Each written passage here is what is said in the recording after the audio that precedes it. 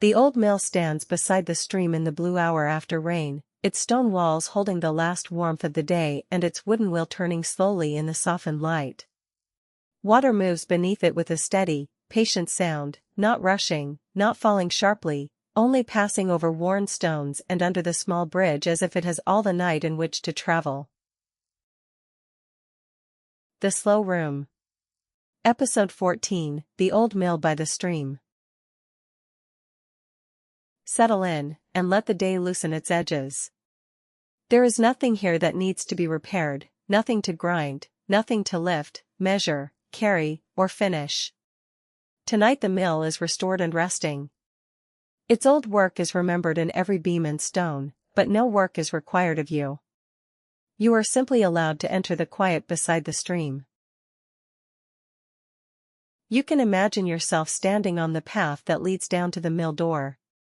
The path is made of pale gravel, damp in places from earlier rain, and bordered by low grass that leans toward the water. Ahead, the mill windows glow faintly with lantern light.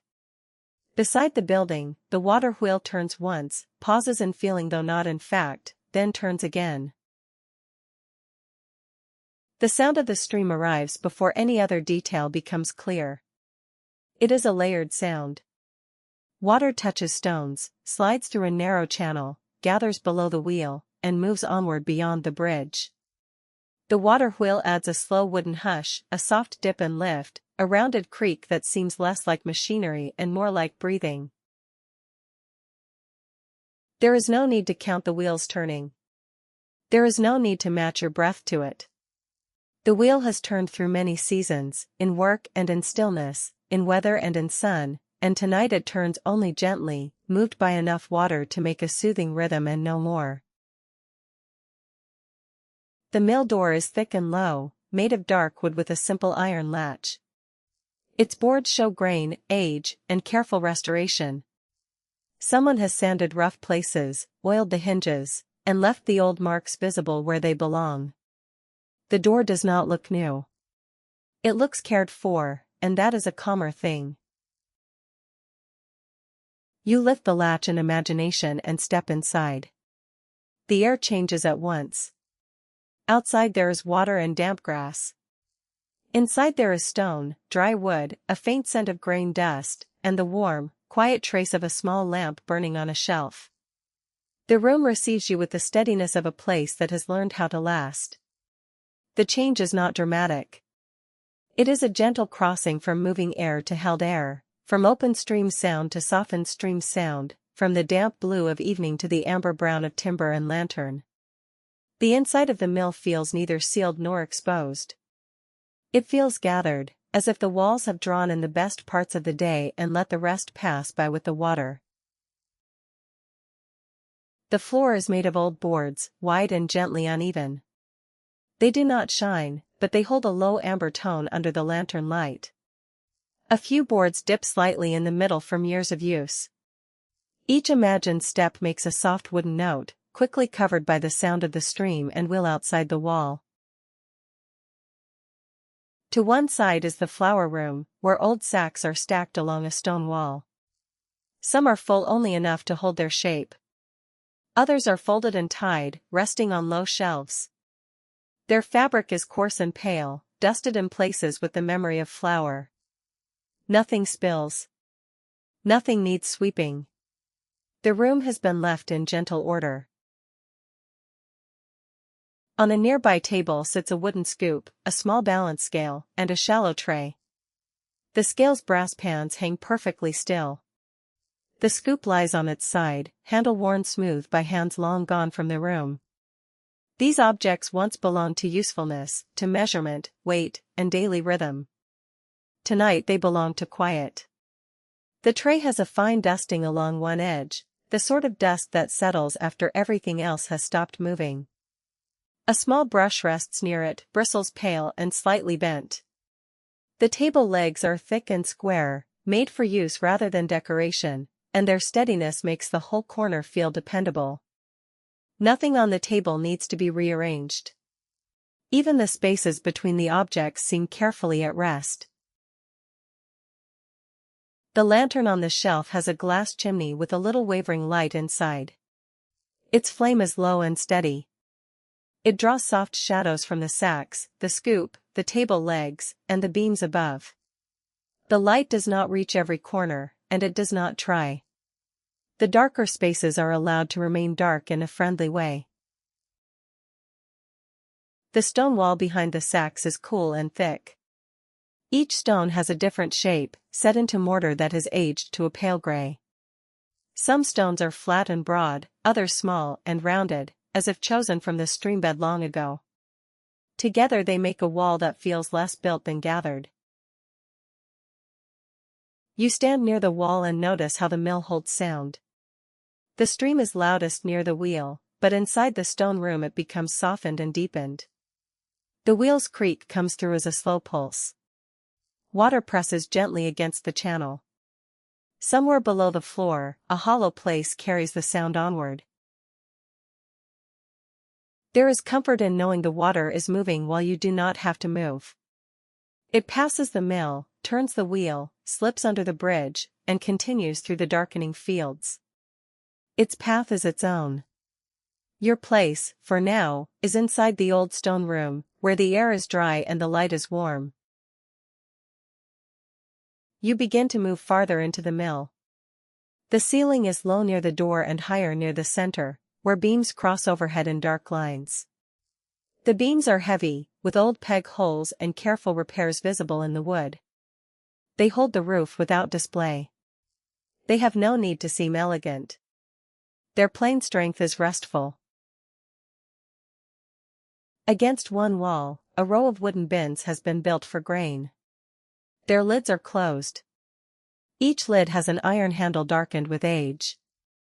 Small labels are fixed to the front, though in the low light you do not need to read them. Wheat, rye, barley, or something else can remain unnamed. The bins are simply quiet shapes. There is a fine dust in the air, almost imagined more than seen.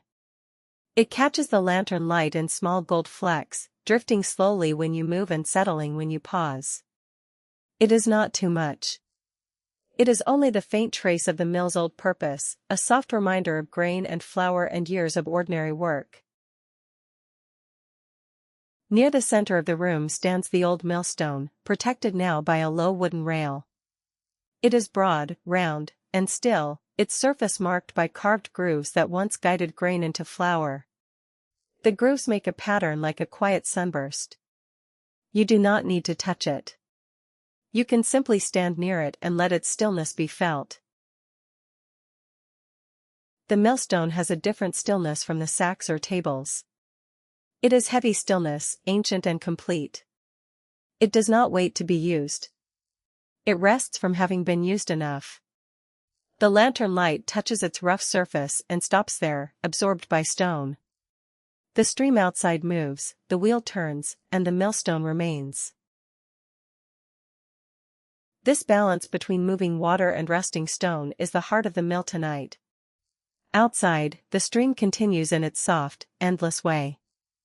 Inside, the stone holds. The room does not choose between them. It has room for both motion and rest, for turning and stillness, for the memory of work and the permission to do none. You follow a narrow path around the millstone toward the wheel room. The floorboards change underfoot, older here, darker, with a faint smell of damp wood near the outer wall. A small window looks directly toward the water wheel. Through it, you can see dark wet paddles rising, glistening, then descending again into shadow. The window glass is slightly wavy, so the wheel beyond it bends and softens as it turns. Each spoke becomes blurred for a moment, then clear, then blurred again. Water flashes along the lower edge like a thread of silver. The wheel moves slowly enough that your eyes can rest on it without chasing. The old glass makes the outside feel almost dreamed, not unreal, only gentled. The paddles enter the water with a dark gleam, and droplets lift briefly along the rim before falling back into the channel. Through the uneven pane, the wheel seems to belong equally to the room and to the stream, close enough to hear, far enough to remain peaceful. Beside the window is a lever that is no longer in use. It has been fixed safely in place, polished by age at the handle, dark at the base. Once it may have opened a sluice or stopped the wheel. Tonight it is only part of the room's language, a line of wood and iron that says the old system is remembered. You do not need to operate anything. You do not need to understand the mechanism. Gears, shafts, stones, channels, gates, and paddles can remain quietly connected in ways the mill itself remembers. The restored building has taken responsibility for its own old complexity. You are allowed to be only a guest in its calm. The wheel room is cooler than the flour room. Water passes just beyond the wall, and the stone holds that coolness.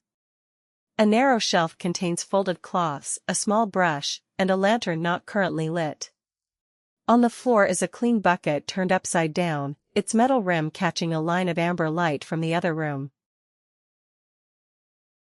You stand there a while, listening to the wheel from close by. Dip, lift, turn. Water enters, water leaves. Wood receives the stream and gives back one slow rotation after another. The sound has no urgency because the wheel is not trying to produce anything tonight.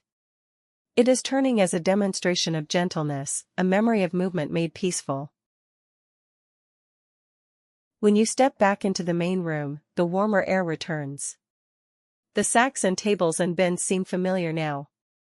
The lantern light has deepened as the outside has grown darker. The stream is less visible through the windows, but more present in sound. The mill feels as if it has drawn you farther inside without closing anything behind you.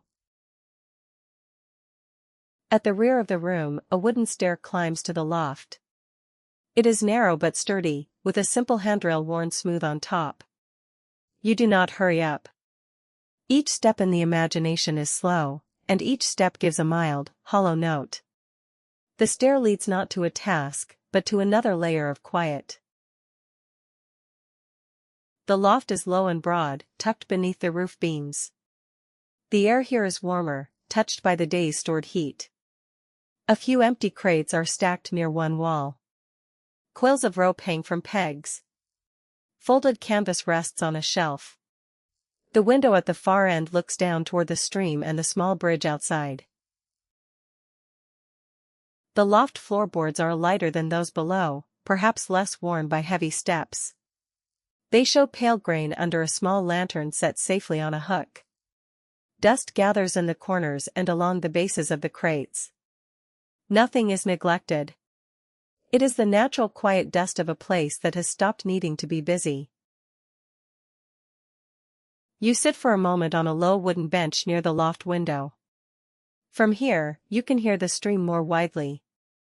Not only the wheel now, but the water beyond it, spreading around stones, slipping under the bridge, and moving along the bank where grass bends over the edge.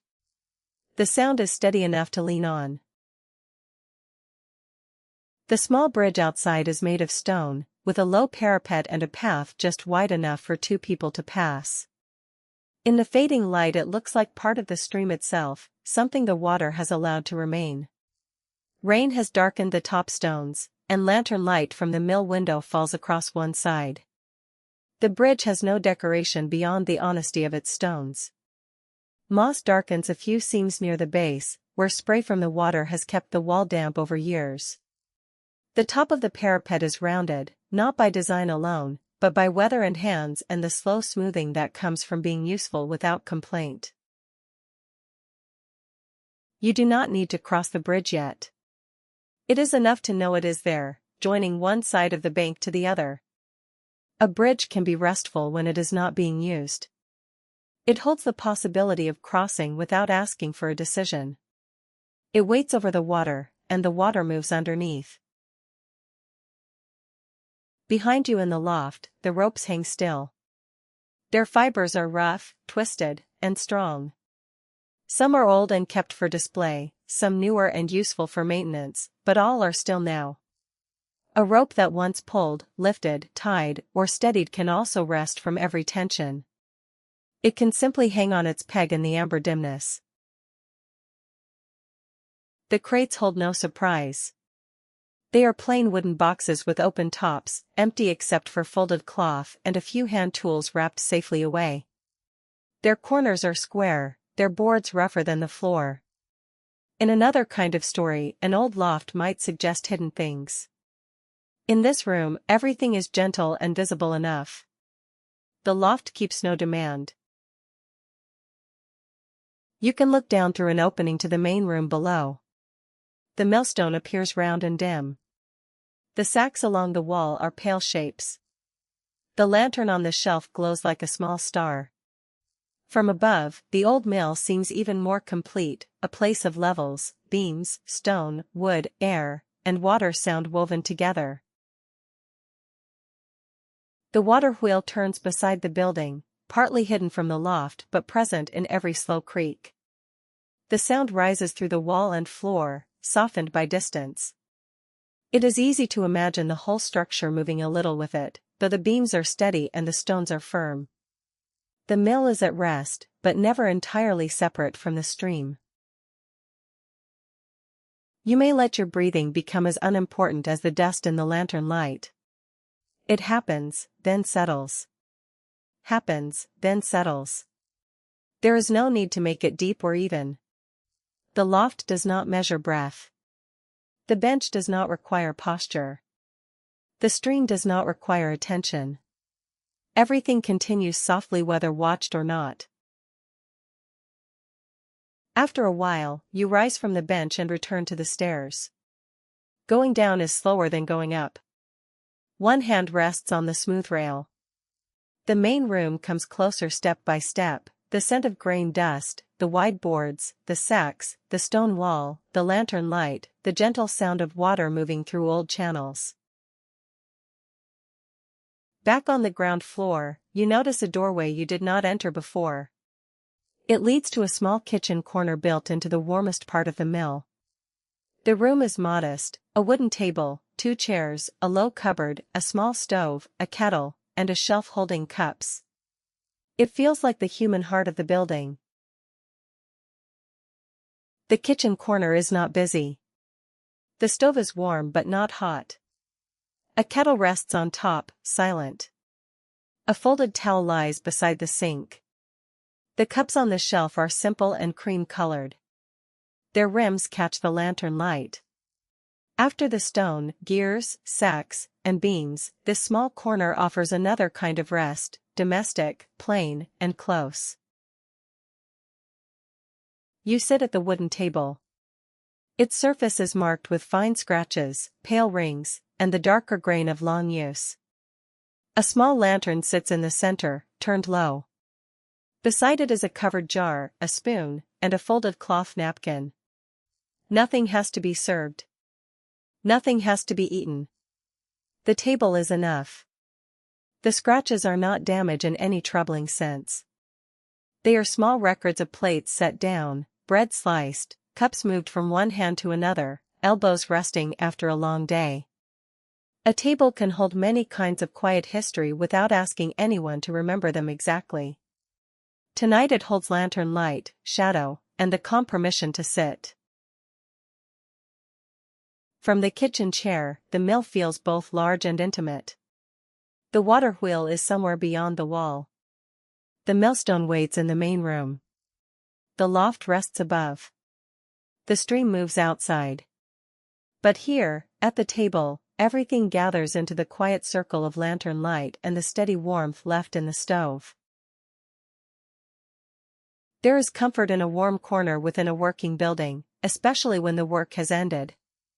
It says that even places made for effort have places for sitting down. Even a mill built around grinding, lifting, turning, and measuring has a table where hands can rest, a cup can cool, and the night can be allowed in slowly. The cupboard door is slightly uneven, closing with a small soft gap near the top. Inside, if you imagine it, are plates stacked neatly, a tin of tea, a cloth bag of sugar, and perhaps a jar of honey. But you do not need to open it. Closed cupboards can keep their own peaceful inventory until morning. The sink is stone, shallow and old, set beneath a small square window.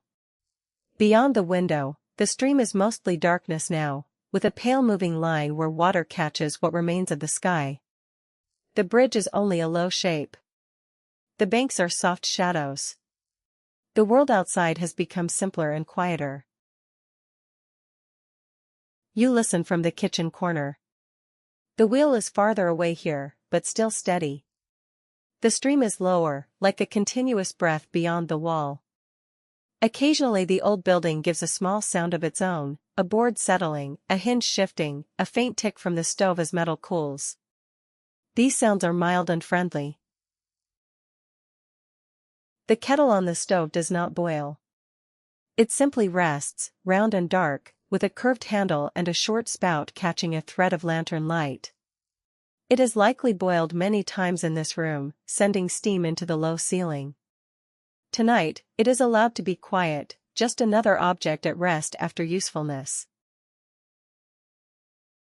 If you imagine a cup of warm tea, it is already poured and already cooling beside you, without needing any action. The cup fits easily in the hand. Its warmth is mild. The tea is pale and simple, perhaps only herbs and water, something that gives comfort without asking to be noticed too strongly. You do not need to drink. You can let the cup sit near the lantern.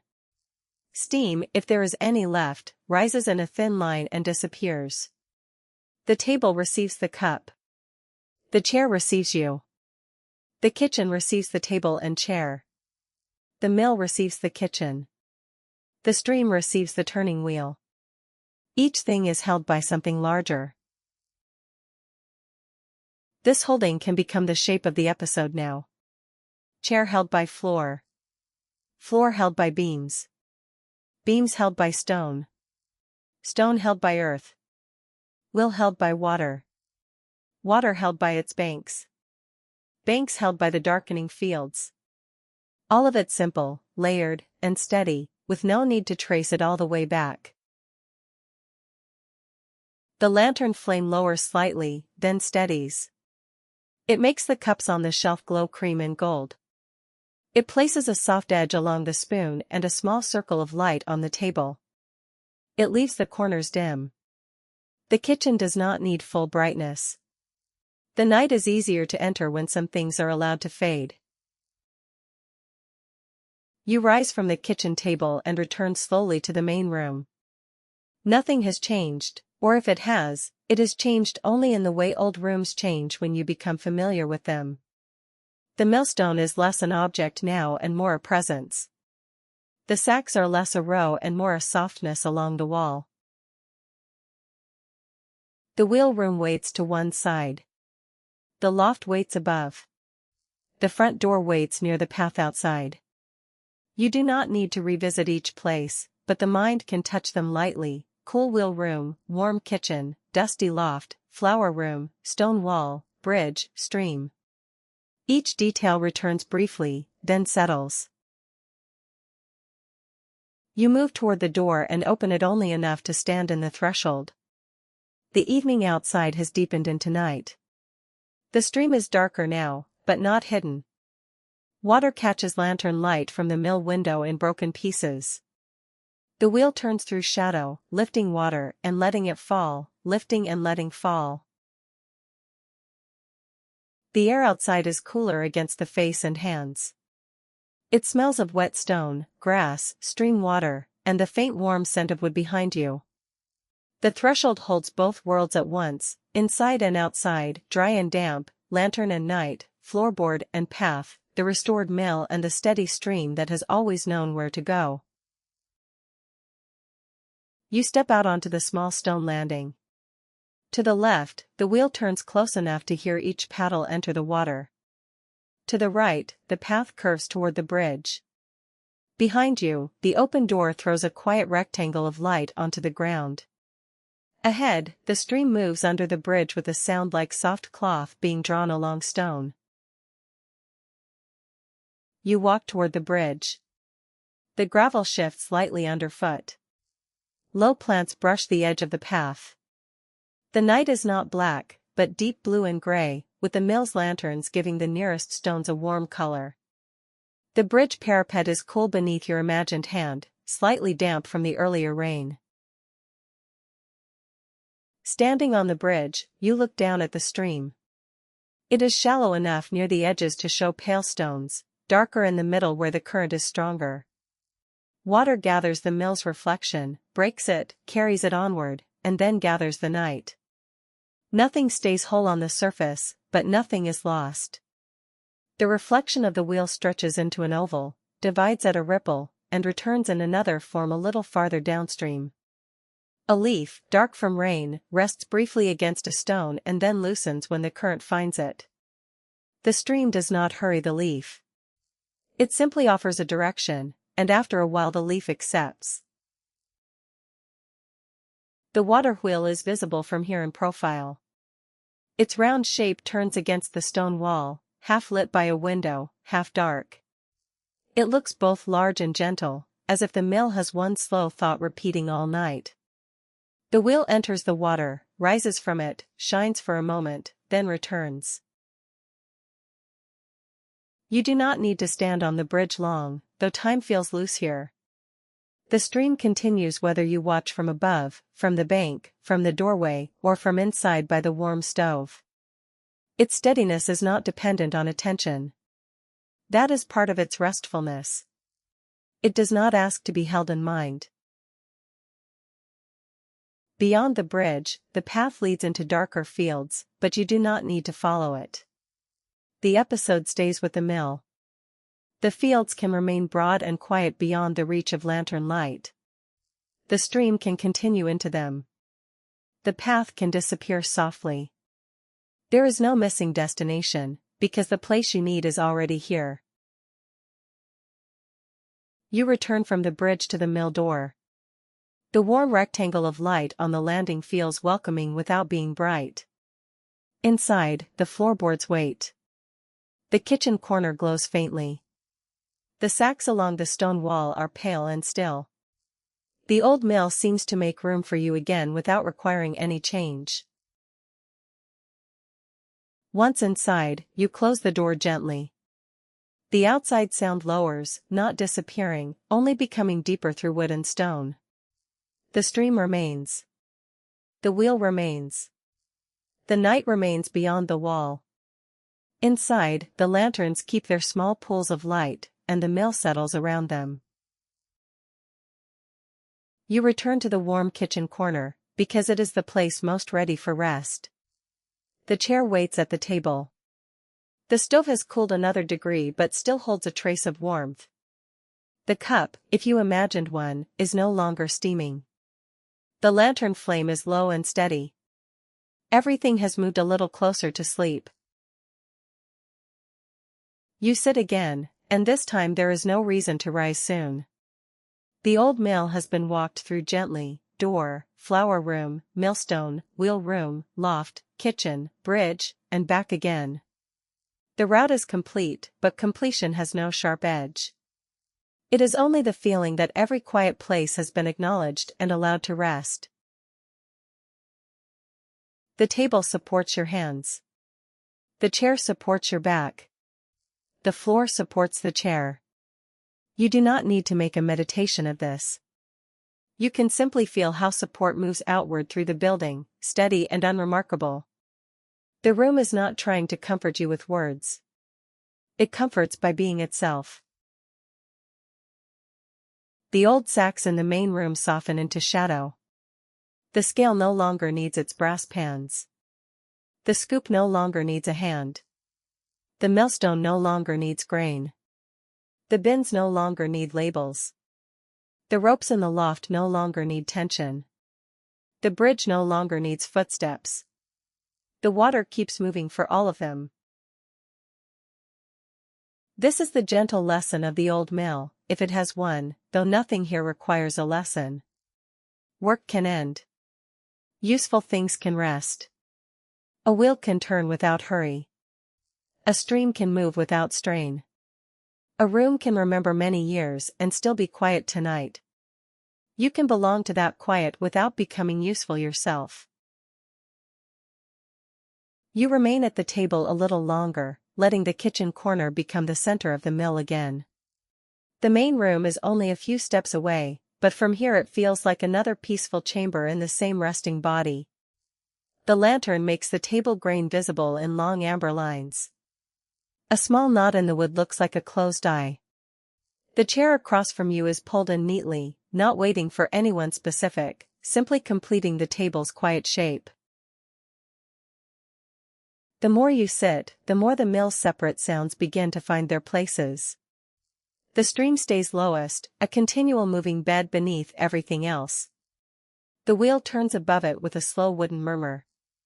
The boards answer now and then with a mild settling sound. The stove gives off one faint tick as it cools. These sounds do not overlap in a busy way. They arrange themselves like objects on a shelf, each with enough space around it. On the wall near the kitchen shelf, a small framed drawing of the mill hangs slightly above eye level. It shows the building from the bridge, with the wheel on one side and the stream passing under the arch. The drawing is simple, perhaps made by someone who loved the place rather than someone trying to impress. In the low light, the lines are soft. You do not need to study it closely. It is enough that the mill is pictured inside itself, remembered kindly by its own wall. Beside the drawing hangs a wooden peg rail. One peg holds a folded cloth bag. Another holds a dark apron, clean and in use tonight. Another is empty. The apron has a few pale marks that may be flour, or may simply be the wear of fabric over time. It hangs with its ties loose. Like the ropes in the loft and the tools by the wheel room, it belongs to work that has stepped aside. You can imagine the mill on a morning long ago without needing the morning to become loud. Grain arriving in sacks. The wheel turning with more purpose. A hand opening a bin. Flour dust rising briefly in sunlight. A kettle set on the stove for warmth between tasks. But the old morning does not take over the night. It only passes through the room as a soft impression, and then returns to its own time. Tonight's mill is different. It is not idle in a neglected way. It is resting in a restored way, held by care. The cleaned windows, the repaired beams, the safe rail around the millstone, the steady latch, the lanterns placed where they are useful, all show that someone has chosen to preserve not only the building but the quiet feeling of its purpose. You can receive that care without needing to name the person who gave it. Your attention drifts back to the main room, and with it you can imagine standing once more beside the old millstone. From the kitchen, the stone is hidden by the doorway, but memory brings it back, the broad round surface, the carved grooves, the low rail, the heavy calm. It is useful to remember heavy things when rest is near. Heavy things do not hurry. Heavy things do not scatter. The millstone remains itself without effort. The sacks along the wall can also return to mind. Their coarse fabric, their tied mouths, their pale dust, their patient leaning against stone. A sack is made for carrying, but these are not being carried now. They have reached a pause in their journey. Grain, flour, cloth, shelf, wall, lantern.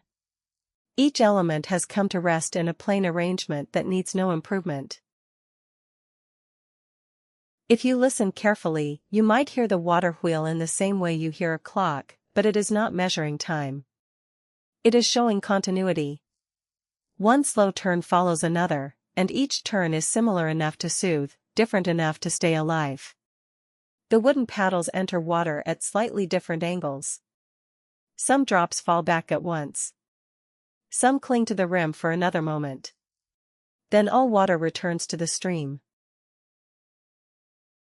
The stream itself is older than the mill's work and will continue beyond it. That thought can be comforting without becoming large. The stream has seen dry days, wet days, cold mornings, warm evenings, leaves on its surface, frost at its edges, and clear light in summer. Tonight it only moves through darkness beside the restored wall, turning the wheel lightly and passing under the bridge in a calm, unbroken line. You sit with the sense that old places are not old because they are finished. They are old because they have made room for many kinds of ordinary time. Time for work, time for repair, time for weather, time for silence, time for a person to sit at a wooden table and do nothing at all. The mill does not separate these times sharply. It lets them layer softly, like dust in lantern light. A small shelf near the stove holds a row of jars. Their contents are plain: tea leaves, dried herbs, perhaps salt, perhaps a little sugar. Each jar has a label written by hand. The labels are neat, but not overly careful. A person wrote them to be useful, and usefulness can be beautiful when it has no need to call attention to itself. The jars stand quietly in their row, glass catching the lantern's low glow. Below the shelf, a drawer has a round wooden knob polished smooth by use. You do not open it. It is enough to imagine the simple things inside: a knife wrapped safely, a folded cloth, a small notebook, perhaps a spare candle. Closed drawers can be restful because they keep things from needing to be seen. They make a gentle boundary between what is known and what can remain stored.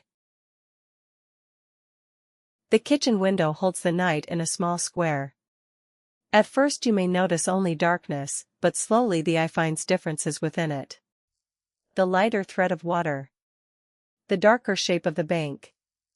The almost black curve of the wheel. The dim stone of the bridge. The window does not make the outside bright. It frames the darkness in a way that lets it feel calm and near. The edge of the window frame is painted a soft cream, worn slightly where it opens. A small latch rests at the center. The glass has a few wavering imperfections that turn the streamlight into gentle bends. In daytime, this window would show grass, water, path, and sky. Tonight it shows enough. A square of night, a suggestion of water, and the knowledge that the wheel is turning just beyond the wall. The stove gives one more small tick. The kettle remains still. The cup remains still. The spoon remains still. It is easy, in this corner, to understand that stillness is not absence. Stillness is a kind of fullness when everything has settled where it belongs. The objects on the table are not waiting impatiently for use. They are completing the quiet by resting together. You can let your hands rest on the table or in your lap. Either is fine. The mill is not watching for correctness. It has seen too many seasons to be interested in small judgments. The chair may creak faintly, and if it does, the sound is welcome. The floor may answer. The water may cover both. The room includes every gentle sound and asks nothing further. From the kitchen doorway, the flower room seems dimmer now. The lantern there has not changed much, but your attention has softened. The scale, scoop, sacks, bins, and stone wall have become less separate. They form a single restful field of old work at rest. You can think of them together rather than one by one: flower room, pale dust, thick wall, low light, no task. Above, the loft is quiet in its own layer. You are not there, but you remember the bench, the window, the crates, the ropes, and the view toward the bridge. A place can remain part of rest after you leave it. The loft does not need you to return. It keeps its sloped roof, its warm air, its dust, and its listening window above the main room. The bridge outside waits in the dark without being lonely. It has water for company, stones under it, grass beside it, and the mill's warm windows near one end. Bridges are made for crossing, but they also spend long hours simply spanning. Tonight the bridge spans the stream while no one crosses. That is enough purpose for a quiet night. You may imagine the view from the bridge again, but gently, as if it is already becoming a dream. The water below is darker than before. The reflections are longer. The wheel turns at the edge of sight. The mill windows glow behind you. The path fades into grass. The stream carries every reflected shape away and makes room for the next one. Nothing must remain on the surface. The old mill offers many ways to let go. The wheel lets go of water after each turn. The stream lets go of the bridge after passing beneath it. The lantern lets go of light into the room. The stove lets go of warmth by degrees. The day lets go of its work. You can let go in the same unforced manner, without announcing it, without finishing anything first. So the kitchen corner becomes quieter still. The lantern flame is small. The table is broad. The chair is steady. Outside, the wheel keeps turning in the dark, and the stream keeps moving with the same low patience it had when you arrived. The mill has become familiar enough to fade, and safe enough to leave unguarded in the mind. The lantern in the kitchen lowers in imagination until the table is mostly shadow. The cups on the shelf become pale ovals. The kettle becomes a dark round shape. The window becomes a square of blue night. Beyond it, the stream is only sound. The warm corner begins to feel less like a room and more like a sheltering pause. Let the flower room fade. Let the sacks fade. Let the grain dust fade from the lantern beam. Let the millstone fade into its heavy round stillness. Let the loft fade into beams, ropes, and quiet boards. Let the bridge fade into dark stone above the stream. Let the wheel remain a little longer, turning slowly in the mind. The wheel turns with no need to be watched. The paddles enter the water and rise again. The stream touches them, releases them, and continues. The sound is steady enough to become almost unnoticeable, and that is when it can do its gentlest work. It fills the spaces between thoughts until the thoughts no longer need to finish. You can rest in the kitchen chair, or imagine resting in a small room above the mill, or simply rest inside the sound of water itself. The exact place is not important now. The feeling is the same: old stone around you, warm wood nearby, lantern light lowered, stream water moving steadily in the dark. If any thought tries to become a task, let it be placed on the wooden table beside the spoon. It can sit there in the lantern light and become smaller. If another thought arrives with the sound of the stream, let the water carry it under the bridge. If another rises from the old millstone, let it become dust and settle. The mill has many quiet places where thoughts can be set down. A shelf in the kitchen. A closed grain bin.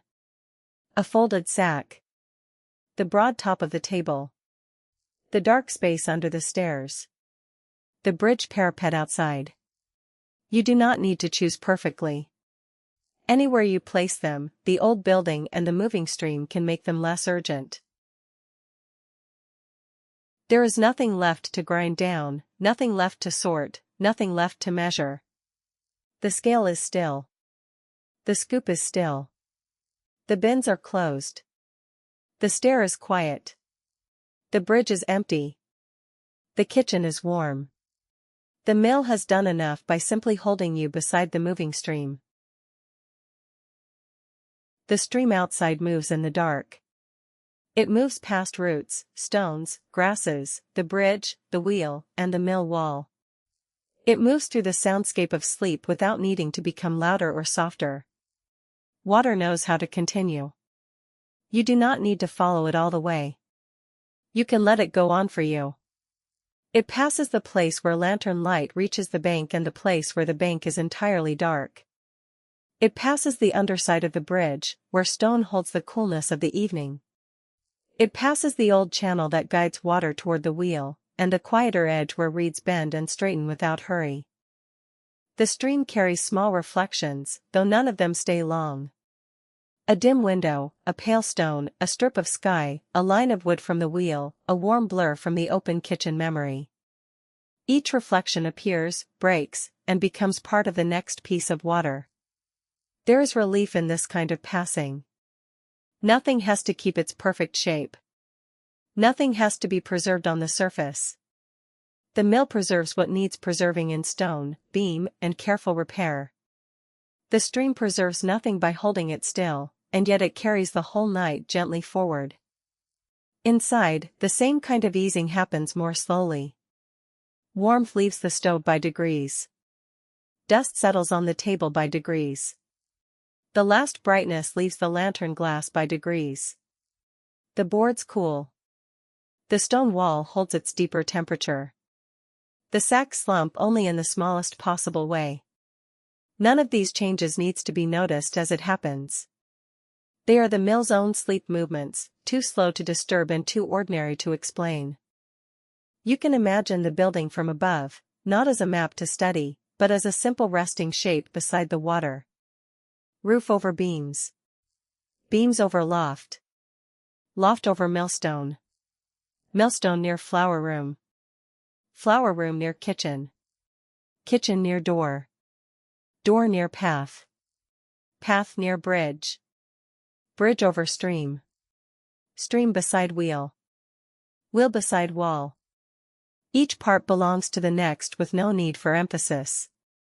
The order is calm because it has been lived into place. The restored mill does not pretend that time has not passed. It lets time be visible in the worn scoop, the uneven boards, the softened bridge stone, the repaired beam, the old latch, the careful rail around the millstone. This visibility is gentle. It does not ask for sadness. It only says that things can age and still be held, can rest and still be loved, can stop doing their old work and still offer shelter. Let that be enough now. The work remembered in the building can stay remembered by the building. The stream can keep moving. The wheel can keep turning. The kitchen can keep its last warmth. The loft can keep its low air. The bridge can keep its cool stones. You do not need to carry any of it out of the night. You can leave every detail where it belongs, and every detail will remain cared for by the room, the water, and the dark. Even the smallest things can remain where they are, the spoon beside the cup, the latch on the door, the grain dust in the corner, the soft mark of water on the bridge stone, the last amber line across the table. The mill knows these details without effort. The stream passes them without taking them away. The night holds them all with the same patient quiet. The wheel turns once more in the imagination, though of course it has never stopped. Dark paddle, silver water, dark paddle, silver water. The rhythm is old and plain. It has no hidden message. It is only movement made kind by slowness, work remembered as sound, and water taking the easiest path it can find. Let your attention settle lower now. Down from the loft. Down from the beams. Down past the sacks and bins. Down through the wide boards. Down to the stone foundation. Down to the cool channel where water passes outside. Down to the stream itself, moving in the dark without needing anything from you. The mill remains behind you and around you. Its restored door is closed. Its windows glow softly. Its wheel turns beside the wall. Its kitchen corner holds the last warmth of the stove. Its flower room is quiet. Its loft is still. Its bridge waits over the water. All of it is safe to leave in the care of night. You can let the stream be the final sound. Not a loud stream, not a rushing one, but a slow and steady one, traveling under the bridge and past the mill with the same patient movement it brought at the beginning. It carries no urgency. It only carries water, darkness, reflection, and the soft permission to sleep. The old mill by the stream grows dim in the mind, but its quiet remains. Stone, wood, grain dust, lantern light, warm table, cool bridge, turning wheel. Each detail has had its place, and now each one can loosen. The stream continues where sight stops. The wheel turns where thought fades. The night receives everything gently. It receives the last glow in the kitchen window, the last shine along the wet bridge, the last small sound from the stove, the last imagined step across the floorboards. It receives the flower room, the loft, the stone wall, and the door latch. It receives the water's path and the buildings rest in one wide, patient darkness. Nothing asks to be gathered. Nothing asks to be named. The old room can keep its own memory, and you can let the water keep moving in the dark, past every stone, past every root, past the quiet wheel, carrying the evening softly onward while you rest in the hush of the old mill, safe beside the stream, held by wood, stone, lantern light, quiet night, and the stream moving softly onward into rest. Good night. This has been The Slow Room.